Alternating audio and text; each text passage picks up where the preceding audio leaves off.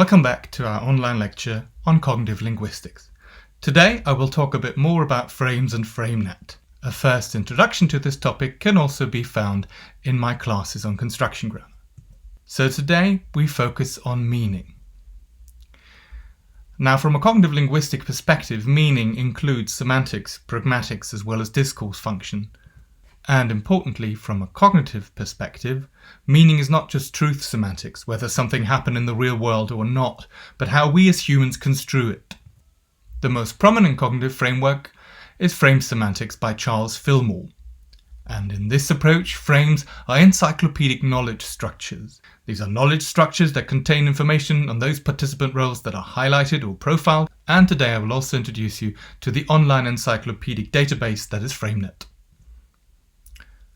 So how did Frame Semantics start? Well, in 1968, Charles Fillmore published an influential paper called The Case for Case. In this paper, he argued that we shouldn't only look at case forms, so the morphology of a language, nominative and accusative, but that these had deep cases, underlying semantic roles. So he defined deep cases as covert categories that identify certain types of judgments humans are being able to make, such as who did it, who it happened to, and what got changed. So even though there are different syntactic cases in, for example, in John opened the door with a key, the key opened the door, and the door opened, we of course know that underlyingly they fulfill the same semantic function. In the terminology of the case for case, they've got the same deep case. In 1968, Fillmore gave the following list: agentive, instrumental, dative, factative, locative, and objective. Later on, Fillmore abandoned this definite list of semantic roles which are independent of particular verbs, but for now let's just focus on these. In particular, let's look at the agentive, the case of the typically animate perceived instigator of the action identified by the verb, the instrumental, the case of the inanimate force or object causally involved in the action or state identified by the verb, and the objective, the semantically most neutral case, the case of anything representable by a noun whose role in the action or state identified by the verb is not any of the other roles. So in our examples, John opened the door with a key, John is the agentive, opened is the verb, the door is the objective, and with a key is the instrumental. Now when there is no agent, the instrument becomes the subject, as in the key opened the door, and if no agent and instrumental are present, as in the door opened, then even the objective can become the subject of the sentence. Now originally, Fillmore postulated that there is a one-to-one relationship between surface case markers and certain deep case in English. The agent preposition is by, the instrument preposition is by if there is no a, otherwise it is with. The objective and factative prepositions are typically zero, as he argued in 1968. But clearly there is no one-to-one mapping, and Fillmore realized this very quickly. Take the German in 4, der Richter verurteilte den Angeklagten, the judge sentenced the accused, and in 5, der Angeklagte wird verurteilt. So the semantic role of Angeklagter, accused, would be dative in Fillmore's terms, but it will carry accusative case in 4, den Angeklagten, and nominative case in 5, der Angeklagte. So clearly no one-to-one mapping between semantic role and morphological case. Similar in English, if you look at instrumental, then you see I hit him with a rake, we made the trip by auto, we came the whole way in a car, we came on horseback, he died from an overdose of sleeping pills. So all of these denote an instrumental, but of course we've got a whole range of different prepositions. So these case markers and the one-to-one mapping of semantic roles to case roles was dropped from the theory. Instead, in the Case for Case reopened 1977, Fillmore shifted the perspective. Now he said that deep cases are semantic roles, that NPs can play various roles and NMC is no longer a defining feature of certain roles. As he said, even if some universe contained only one sort of object, say human beings, the role identifying function of the cases could still be maintained. One person could pick up another person, use that person's body for knocking down a third person, that third person could feel embarrassment, and so on. In a universe with only one sort of object, in short, the case relations of agent, instrument, patient, and experiencer could all easily be imagined. Later, he even distanced himself from this finite list of semantic roles and focused much more on the specific roles of specific predicates. This was expressed in his scenes and frames approach and captured in the slogan, "Meanings are relativized to scenes." So what is this scenes and frames approach? Well, Fillmore claimed that meaning is relativized to scenes. Instead of defining verb meanings or situations by abstract semantic roles like agent or patient, he now focused on the specific situation types, buying events, selling events, and so on, and identified what participants these situations define. So in the frame semantics approach, a word's meaning can be understood only with reference to a structured background of experience, beliefs, or practices, constituting a kind of conceptual prerequisite for understanding the meaning. Speakers can be said to know the meaning of the word only by first understanding the background frames that motivate the concept that the word encodes. Crucially, this approach underlies the idea that speakers encounter certain situations in the real world, and that this real-world engagement with situations shapes their expectations and background information of scenes. Let's have a look at a classic example, the commerce scenario. In any kind of culture these days, the commerce scenario is going to have the roles of seller, buyer, goods, and money. On top of that, despite the fact that we only see these 4 participant roles here, it's of course clear that they involve a complex dynamic between those. So the event type that is denoted by a commerce scenario is also a complex one, with the seller giving the goods to the buyer if the buyer gives the money to the seller.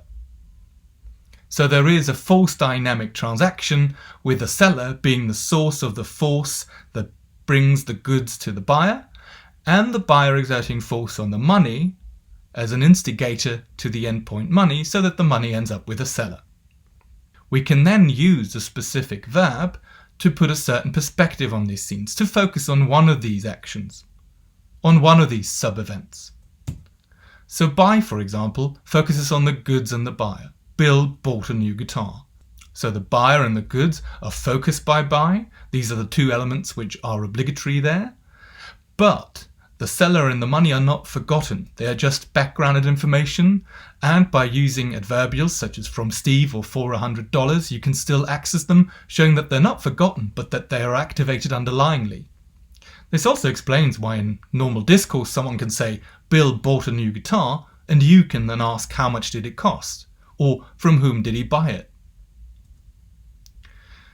Similarly, sell focuses on seller, goods, and buyer. Steve sold Bill a new guitar, and the money is backgrounded, but still there. And finally, cost allows us to focus only on the money and the goods, but we nevertheless, even if we say the guitar cost $100, know that in this transaction there must have been a seller and a buyer because we accessed the full frame. Now, after the development of frame semantics very early on, in 1997, the International Computer Science Institute at Berkeley, California, started an online lexical database of frames to capture as much frame semantic and syntactic information for English as possible. As we will see, a FrameNet entry gives you the semantic frames that underlie our meaning, frame elements, the participants that are conjured up by these specific frames, as well as lexical units that focus or zoom in on a frame and the frame elements. This is, for example, what the commerce scenario looks like in FrameNet. You get a definition first. I'm only going to give you the first couple of sentences. So here, commerce is defined as a situation in which a buyer and a seller have agreed upon an exchange of money and goods, possibly after negotiation, and then perform the exchange, optionally carrying it out with various kinds of direct payment or financing or the giving of change. As you can see, some of the roles which are central are also highlighted by color. So here, buyer, seller, money and goods are integral elements of this frame. At the same time, the definition also shows you that it's a complex event and not just 4 roles that are there.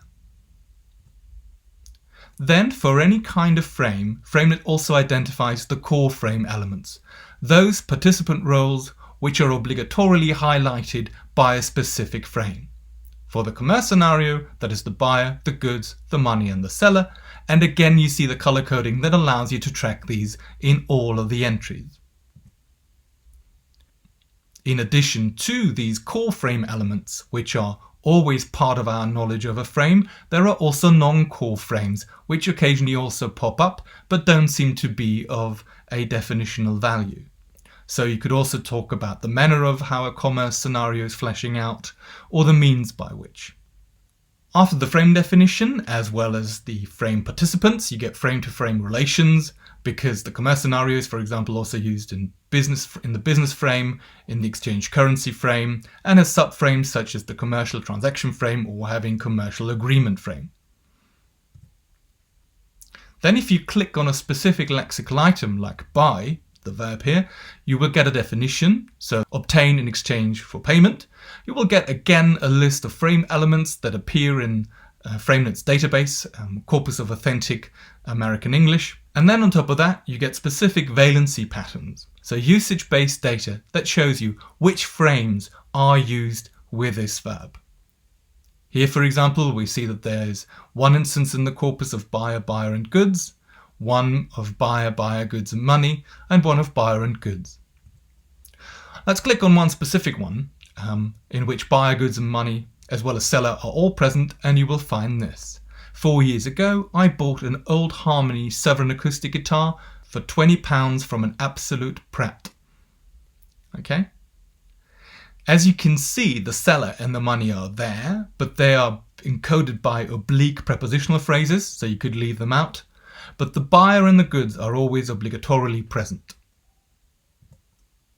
So summing up, cognitive linguistics focuses on meaning as construal, as a mental perspective on a scene. Crucial to this are frames, the structured background of experience, beliefs or practices, constituting a kind of conceptual prerequisite for our understanding the meaning of elements. Okay, so much for the meaning pole, as well as an introduction to frame semantics and FrameNet. In the next lesson, I'm going to talk a bit more about construction grammar. For this topic, I obviously also refer you to my other online lecture, which is specifically about construction grammar. Thank you very much for your attention. I look forward to seeing you again soon.